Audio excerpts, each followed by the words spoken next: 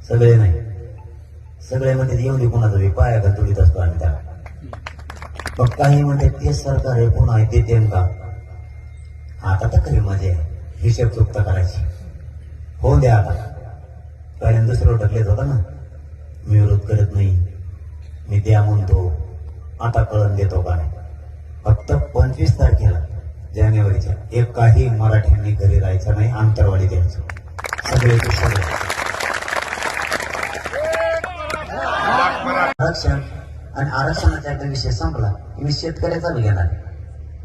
कसा मालाला भाव देत नाही हे, कसं धनगराचं मुसलमानाचं आरक्षण देत नाही ते बी बघतो मी यांच्याकडे. शेतकऱ्यांचा प्रश्न कसा मार्गी लागत नाही, पण एक एक होय, मला एक एक करायचं सवय. भले 5-50 मागण्या घ्यायच्या, कोणीच होत नाही. मराठा आरक्षण मराठा समाजाला राज्यातल्या वाटत होतं कधीच मिळू शकत, खरंच नाही, कधीच मिळणार नाही म्हणे. आता कारण क्रांती मोर्चे सुद्धा खूप मोठे झाले, त्यामुळे समाज खचायचा का, एवढे मोर्चे निघून मिळत नाही, आता कशाचं मिळते. पण मराठ्याच्या एकजुटीमुळं मराठ्यांना आरक्षण मिळालं. 2 कोटीपेक्षा जास्त मराठा आरक्षणात गेला आतापर्यंत, 2 कोटीपेक्षा जास्त.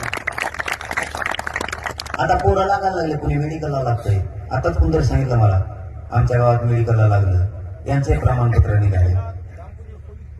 हा, एक पोलीस मध्ये लागलं. माझ्याकडे आंतरवाली दर दिवस 10-15 पोरं आहेत.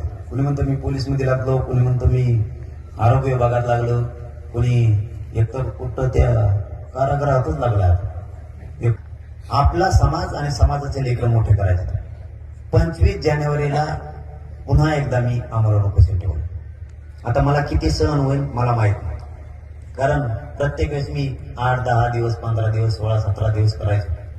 परंतु इतके उपोषण केल्यामुळं मला आता उपोषण सहन होत नाही आणि माझं शरीर पण मला साथ देत नाही आता. कारण मला इतक्या वेदना आहेत की या पायऱ्या आता चढताना सुद्धा 2-3 जणांना मला वर धरून आणावं लागलं. मला प्रचंड वेदना आहेत, पण मी मरायला माझ्या समाजासाठी गेलो. 1 मेला तरी चालन, पण माझे करोडो मराठ्यांचे लेकरं सुखी झाले पाहिजे.